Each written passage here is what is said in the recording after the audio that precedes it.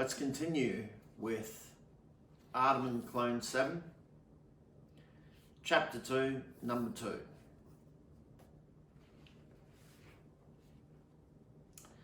He got up and was only an arm's length from each of the 4 drones. He reached out and grabbed the cell door. The bars were cold and made from steel, professionally made before the fall of mankind. Ardamin wondered where they had come from. Surely they wouldn't be needed in a tourist centre like this one. All 4 sides to the cell had been bolted to the floor and the nuts had been welded into place. It wasn't a pretty job, but he doubted if he could move the welds without something strong and metallic. He rattled the cell door and the drones came to life. His arms were grabbed and he was moved forcibly back to the centre of the cell. He looked at them, expecting them to step back to their respective corners. They didn't. They remained within close proximity of him. Ardamin decided that if he was going to die, he wasn't going to wait for some ridiculous form of execution or whatever they were dreaming up for him. Even though his curiosity was piqued regarding this situation, a quick death would probably be better than whatever they were planning.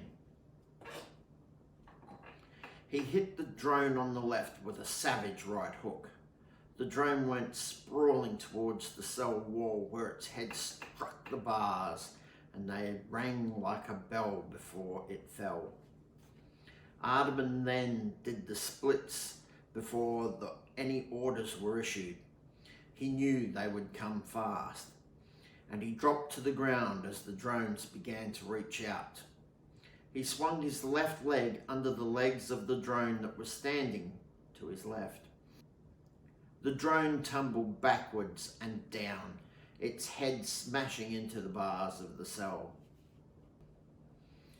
Ardamin then leapt to his feet, bringing up his fist as he did, knocking the rear drone in the chin, but it only stumbled backwards. Backwards enough for Ardamin to spin a roundhouse kick into its jaw. The drone smacked its back into the cell bars, but did not fall to the ground. The left rear drone grabbed Ardamin's shoulder heavily.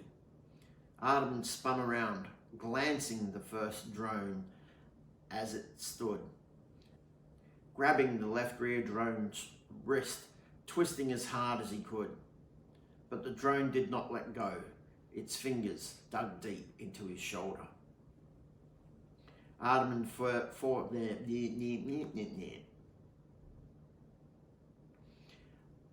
forced his left arm up under the elbow of the drone. He heard and saw the bone snap. But drones don't feel pain. Its grip had lessened, but it still held firm.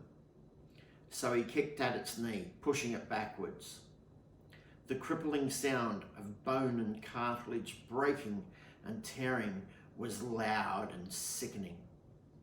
But the drone stood its ground. Ardamin pulled his left arm back to hit the drone in the head, but it was grabbed by the drone he had kicked into the bars. The vice-like grip of the 3 drones had him trapped between his right shoulder and his left elbow. The drone with the broken arm and broken leg grabbed at his right arm. How was this drone still standing? The thought flashed through Ardamin's mind. Ardamin could only go one way, down. He relaxed his muscles in order to become a dead weight, but the drones did not let go. The drones simply adjusted for the extra weight, tightened their grip to compensate for the looseness of his muscles. Quickly, more hands grabbed at him. It seemed like there were more hands than nature had made, but there wasn't. Now they held his arms and his legs. He was expecting to be torn limb from limb. It would be a painful death, but he had dictated where and when. They forcibly sat him down on the concrete, the right rear drone with his hands now on both shoulders. The drone with the broken arm and leg held his legs, and the third drone held his arms. It was a few minutes before the fourth drone managed to get back up. Black blood oozed down the bars where its head had crashed into it. Major damage had been done to that drone. It had twitched and spasmed as it had lain there. The spasm stopped just before it got up, and it simply came over and took place of the drone holding his legs. 4 more drones approached the cell and waited. The guard appeared and opened the cell door. The drone with the broken arm and leg limped out, and 2 of the 4 new drones took their place either side of the door. The drone with the damaged head looked into Ardamin's eyes. The eyes were covered with a white film that made them look dead. It blinked slowly and then got off Ardamin's legs and walked out the door. Ardamin could see where the cell bar had cracked open the skull of the drone, and black ooze had formed, some type of gel over the wound. It looked rather like someone had placed wet tar on the back of the drone's head. The other 2 drones entered the cell as the damaged head drone left. One took place directly in front of the door. The second pushed past the couple holding Ardamin to the floor and stood directly opposite the cell door. Once in position, the other 2 that were holding Ardamin down let go and took their place at the rear of the now very crowded cell. The guard locked the cell door and left. Ardamin sat for a moment, totally puzzled over what had happened. He thought through what had just happened. He expected to die, but he was clearly alive. It was obvious. They wanted him alive for something. He attempted to get up, but as he did, all 6 drones closed what little distance there was in the cell, making it very hard to get up. He relaxed and they stood back. He tried to get up again, and once again they closed their ranks. This time, 2 rather large hands were placed upon his shoulders, preventing him from getting up. So he sat there on the floor. He crossed his legs in front of him and closed his eyes. He began to focus on his breathing and soon was in a meditative state. Nearly an hour passed when Murphy appeared with a small plate of food and a glass of water. The guard appeared with her, opened the cell door, and the drone standing in front of the door exited the cell.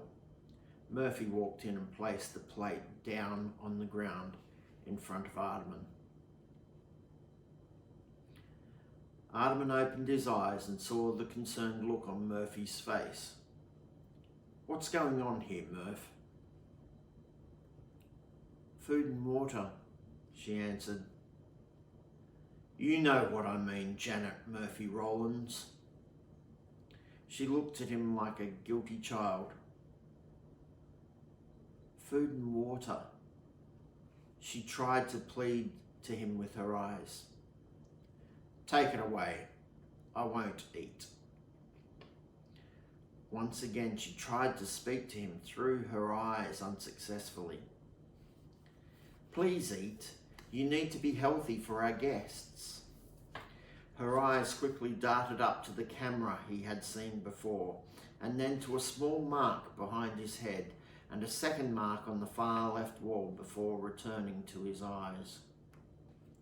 Ardamin had seen the marks on the walls but paid them no heed. There were plenty of marks on the walls.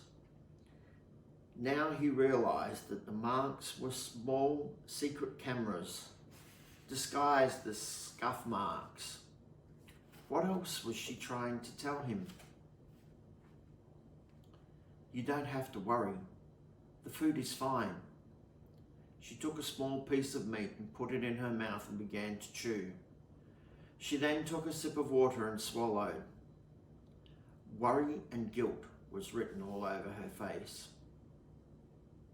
Okay, he said, but he didn't move. Please don't damage any more of the zombies. Tico will be rather cross if you do. For each one you damage, he must replace with one of us. We are converted into one of those.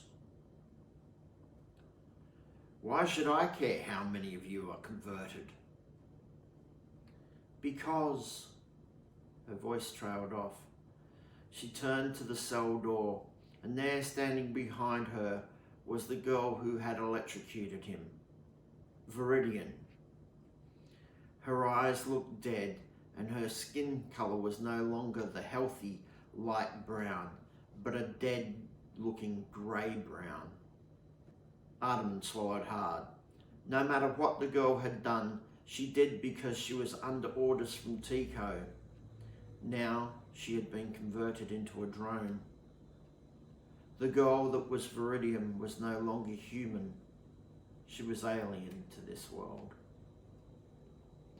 He looked back at Murphy.